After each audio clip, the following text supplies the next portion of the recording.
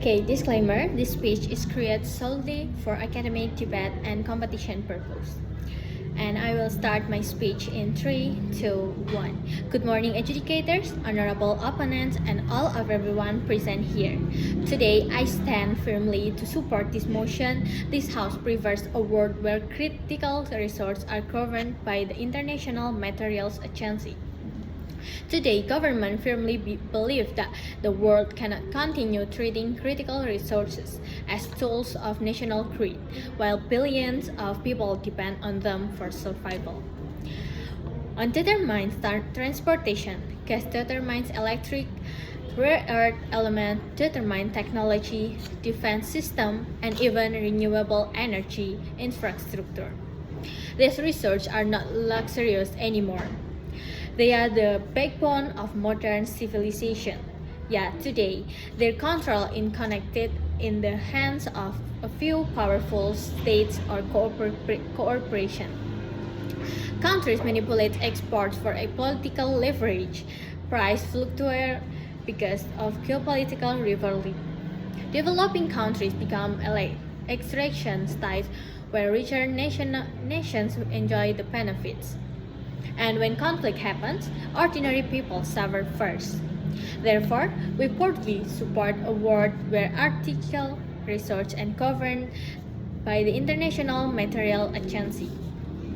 Before moving further, let me establish the framing of today's debate. This debate is not about abolishing national sovereignty entirely. States still own their territories and participate in extraction. However, the International Materials Agency becomes coordinating authority that regulates its distribution. Sustainability standards, emergency reserve, and fair access to critical resources global. The agency has three main powers. First, monitor global supply and demands to prevent artificial shortage. And third, weaponization. Second, it creates binding, sustainable, and labor regulation regarding extraction. Third, during crisis, it can distribute essential resources to ensure countries are still able to meet basic society needs.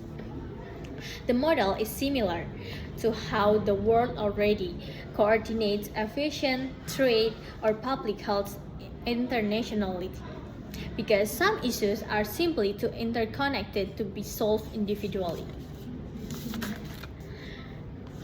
Today, I will bring two substantive arguments. My first argument is why international governance creates global stability and prevents resources exploitation. The second argument is why international governments create a fairer and more sustainable future for developing countries and generations. Now, we're going to my first argument.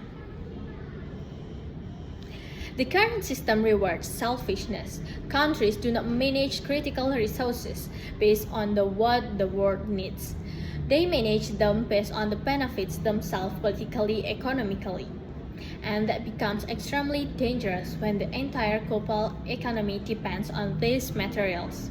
When a country controls major oil supplies, and it can influence global prices. When states dominate rare earth production, they can pressure other countries economically. Export restrictions, sanctions, and trade disputes suddenly become global crises because supply chains are interconnected. One geopolitical conflict can immediately increase inflation, disturb transportation, weaken industries, and affect millions of ordinary people who have absolutely nothing to do with the conflict itself. That is core problem of the status quo. Resources that affect everyone are controlled according to narrow nation interest. The government believes this creates instability by design, because as long as countries gain strategic advantage from controlling resources, they are incentivized to manipulate supply, create dependency, and compete aggressively with one another. This is why tensions surrounding energy and strategic minerals have become increasingly dangerous in modern politics. Under our world, critical resources are treated as shared global necessities rather than political weapons that change in creative structure completely.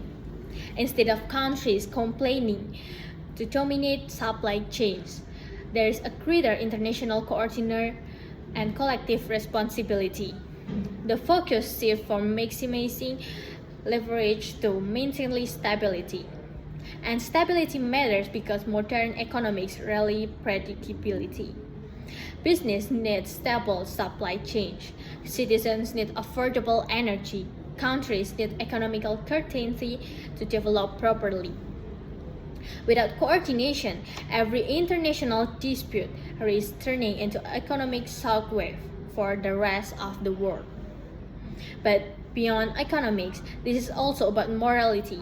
No country should have the ability to threaten global welfare simply because they control essential resources. Access to energy and technological development should not depend on the geopolitical favoritism. And opposition may argue that states will never cooperate because countries naturally protect themselves. But that is exactly why the international governance becomes necessary. The world already recognizing that some issues are too interconnected and too dangerous to be left entirely to individual stress. That is why international cooperation exists in areas like trade, aviation, and climate policy. Critical resources belong in the same categories because in their consequence extend far beyond nation borders. Now we're moving to my second argument. The current global resource economy is deeply unequal. Ironically, many countries that possess enormous natural wealth remain economically vulnerable. Why? Because under the status quo, powerful countries and multinational corporations often extract resources from weaker nations while giving very little back to local communities. The profit leave, the environmental destruction stays, the exploitation stays, the invisibility stays. Communities lose and workers face unsafe conditions. Government become dependent on extraction industries instead of building sustainable economies. The people who suffer the most from extraction are often the people who benefit from the aid from the least. And this problem will become even worse in the future. As the world transitions toward advanced technology and renewable energy, demand for strategic mineral will continue increasing rapidly. Without international governance, countries with cooperation will race to secure as many resources as possible before two others do.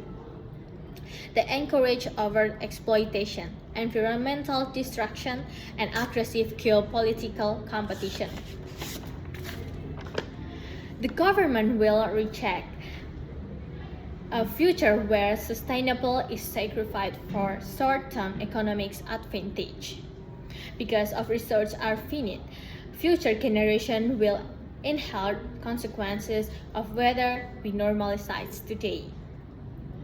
In our world, there is greater pressure for responsible extraction and long-term planning because of resources are no longer viewed purely as tools for immediate national profit.